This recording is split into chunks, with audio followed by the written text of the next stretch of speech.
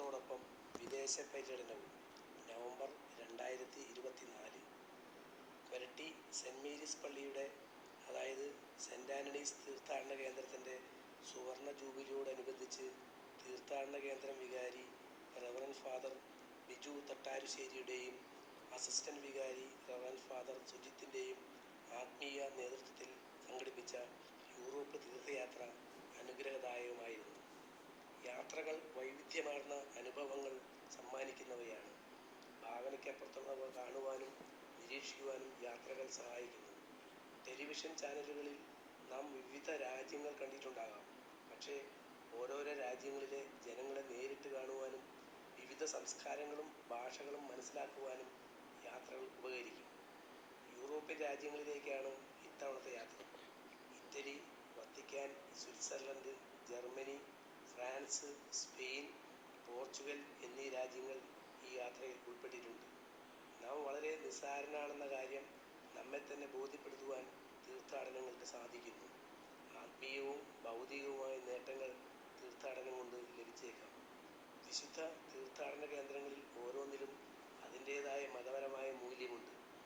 ജീവിത ശുദ്ധീകരണത്തിനുള്ള അവസരമാണ് തീർത്ഥാടനങ്ങൾ. ചരിത്രാതീത കാലങ്ങൾക്ക് മുമ്പേ തന്നെ തീർത്ഥാടനങ്ങൾക്ക് ആത്മീയ അന്വേഷണങ്ങളുടെ ഒഴിച്ചുകൂടാനാവാത്ത ഭാഗമായിരുന്നു. വിശുദ്ധരുടെ തിരുസന്നിധിയിലേക്കുള്ള തീർത്ഥാടനവും ഖബറിടങ്ങളിൽ വണങ്ങുന്നതും പ്രാർത്ഥിക്കുന്നതും കത്തോലിക്കിനെ സംബന്ധിച്ചിടത്തോളം ആനന്ദ നിർവൃതി നൽകുന്ന കാര്യമാണ്. യൂറോപ്പ് തീർത്ഥാടന യാത്ര 1-ാം ദിവസം. നെടുമ്പാശ്ശേരി വിമാനത്താവളത്തിൽ നിന്ന് ഖത്തറിലെ ദോഹ വഴി റോമിൽ വന്നിറങ്ങി. ആദ്യം പോയത് റോം കൊളോസിയം കാണാനാണ്. റോമാ സാമ്രാജ്യത്തിൽ നിലനിന്നിരുന്ന പൊതുവിനോദ കേന്ദ്രങ്ങളിൽ ഏറ്റവും വലുതായിരുന്നു കൊളോസിയം അഥവാ ഫ്ലേവിയൻ ആംഫി തിയേറ്റർ. 50,000-ത്തിലേറെ കാണികളെ ഉൾക്കൊള്ളിക്കുമായിരുന്ന ഈ പോരങ്കണം പുരാതന കാലത്ത് നിലനിന്നിരുന്ന ക്രൂര വിനോദമായ ഗ്ലാഡിയേറ്റർ മല്ലയുദ്ധത്തിൻ്റെ വേദിയായിരുന്നു. 2-ാം ദിവസം ആദ്യം സന്ദർശിക്കാൻ പോയത് സ്കാല സാങ്ക്ടയിലേക്കാണ്. കത്തോലിക്ക സഭ പാരമ്പര്യമനുസരിച്ച് വിശുദ്ധ ഗോവണികൾ ജെറൂസലേമിലെ പന്തിയോസ് പീലാത്തോസിൻ്റെ പ്രറ്റോറിയത്തിലേക്കുള്ള പടികളായിരുന്നു. യേശുക്രിസ്തു തൻ്റെ പീഡാസഹന വേളയിൽ വിചാരണയ്ക്കായി കാലെടുത്ത് വെച്ച പടികളെന്ന് വിശ്വസിക്കപ്പെടുന്നു. 4-ാം നൂറ്റാണ്ടിൽ വിശുദ്ധ ഹെലീനയാണ് പടികൾ റോമിലേക്ക് കൊണ്ടുവന്നത്. തുടർന്ന് പോയത് സെൻറ് ജോൺ ലാറ്ററൽ ബസിലിക്കയിലേക്കാണ്.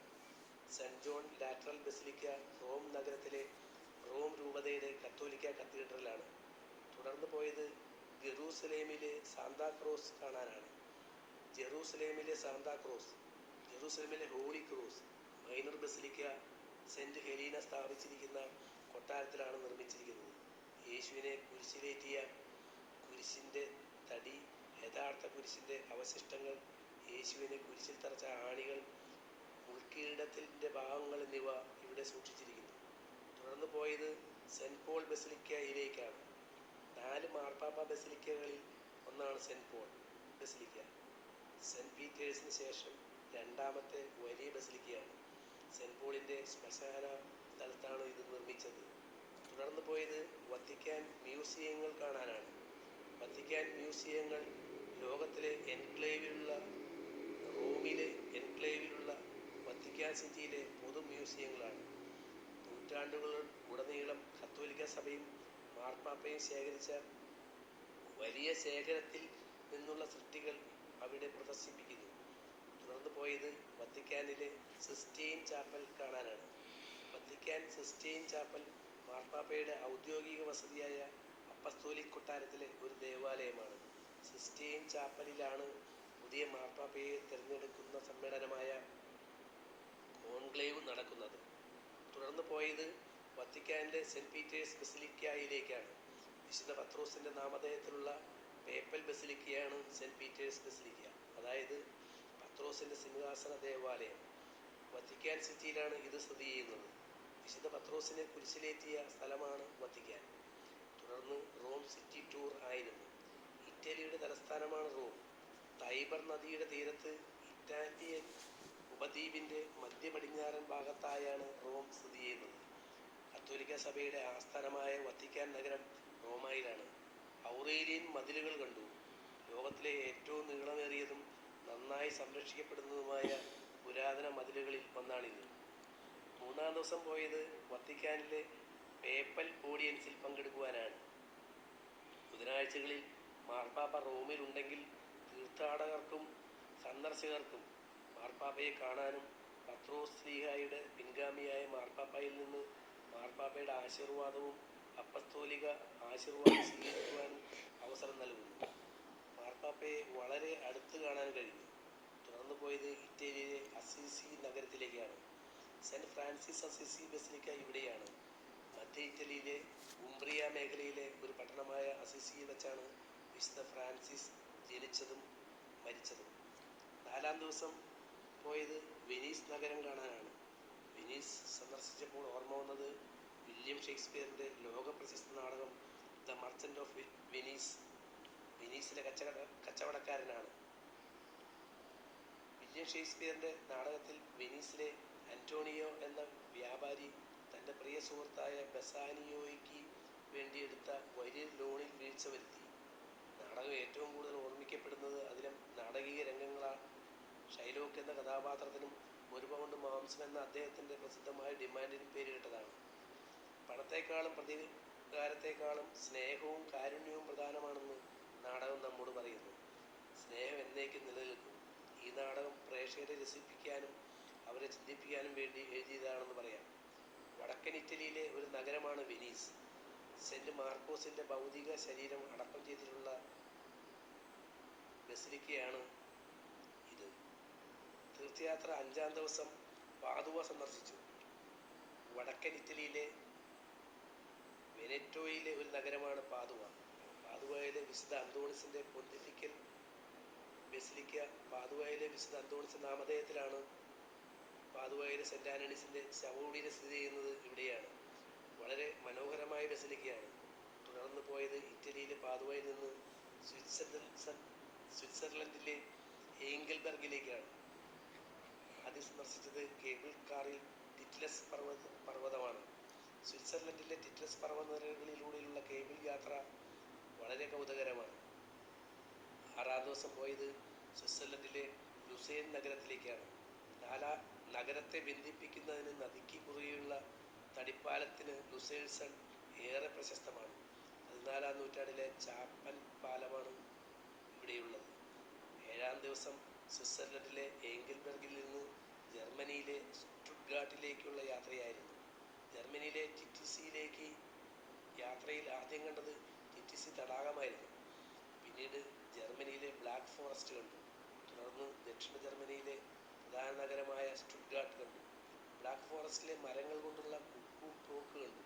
തുടർന്ന് ജർമ്മനിയിലെ സ്റ്റുട്ട്ഗാർട്ടിലുള്ള ഒരു ഓട്ടോമൊബൈൽ മ്യൂസിയമായ മെഴ്സിഡസ് ബെൻസ് മ്യൂസിയം കണ്ടു. 8-ാം ദിവസം ജർമ്മനിയിലെ സ്റ്റുട്ട്ഗാർട്ടിൽ നിന്ന് ഫ്രാൻസിൻ്റെ തലസ്ഥാനമായ പാരീസിലേക്കുള്ള യാത്രയായിരുന്നു. മനോഹരമായ പാരീസ് നഗരം കണ്ടു. 9-ാം ദിവസം പാരീസിലെ ഏറ്റവും പ്രശസ്തമായ സ്മാരകങ്ങളിൽ ഒന്നായ ആർക്ക് ഡി ട്രയംഫ് കണ്ടു. പാരീസിലെ ഏറ്റവും പ്രശസ്തമായ സ്മാരകങ്ങളിൽ ഒന്നാണിത്. തുടർന്ന് പാരീസിലെ ഈഫൽ ടവർ സന്ദർശിച്ചു. ഫ്രാൻസിലെ പാരീസിൽ സ്ഥിതി ചെയ്യുന്ന ഇരുമ്പ് ഗോപുരമാണ് ഈഫൽ ഗോപുരം. തുടർന്ന് ഫ്രാൻസിലെ സെന്റ് വിൻസെന്റ് പോൾ ചാപ്പൽ സന്ദർശിച്ചു. റോമൻ കത്തോലിക്ക സഭയിലെ ഒരു വിശുദ്ധനാണ് വിൻസെന്റ് പോൾ. വിശുദ്ധ വിൻസെന്റ് പോളിൻ്റെ അഴുകാത്ത ശരീരം ചാപ്പൽ അൾത്താരയിൽ സൂക്ഷിച്ചിരിക്കുന്നു. തുടർന്ന് chapel of Our Lady of the Miraculous Medal സന്ദർശിച്ചു. Chapel of Our Lady of Miraculous Medal ഫ്രാൻസിലെ പാരീസിൽ സ്ഥിതി ചെയ്യുന്ന ഒരു മരിയൻ ദേവാലയമാണ്. 1830 ഡിസംബറിൽ ഡോട്ടേഴ്സ് ഓഫ് ചാരിറ്റിയുടെ ഒരു തുടക്കക്കാരിയായ കാതറിൻ ലേബറിന് പരിശുദ്ധ കന്യാമറിയം പ്രത്യക്ഷപ്പെടുകയും അത്ഭുതകരമായി അറിയപ്പെടുന്ന ഇമ്മാക്കുലേറ്റ് ഗർഭധാരണത്തിൻ്റെ മെഡലുകൾ സൃഷ്ടിക്കാൻ അഭ്യർത്ഥിക്കുകയും ചെയ്തതായി പറയപ്പെടുന്ന സ്ഥലമാണ് ചാപ്പൽ. തുടർന്ന് പാരീസിലെ സീൻ നദിയിലൂടെ ഉള്ള ബോട്ട് യാത്രയായിരുന്നു.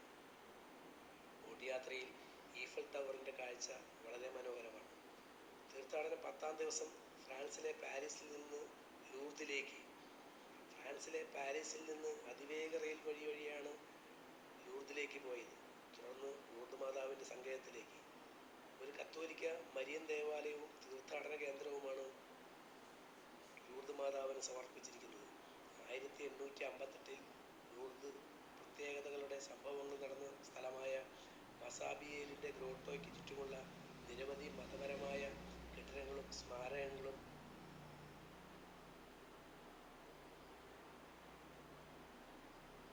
അവിടെയുണ്ട്. ഈ സങ്കേതത്തിൽ നമ്മൾ കാണുന്നുണ്ട്. അവയിൽ 3 ബസിലിക്കകൾ Our Lady of Immaculate Conception, Rosary basilica എന്നിവ ഉൾപ്പെടുന്നു.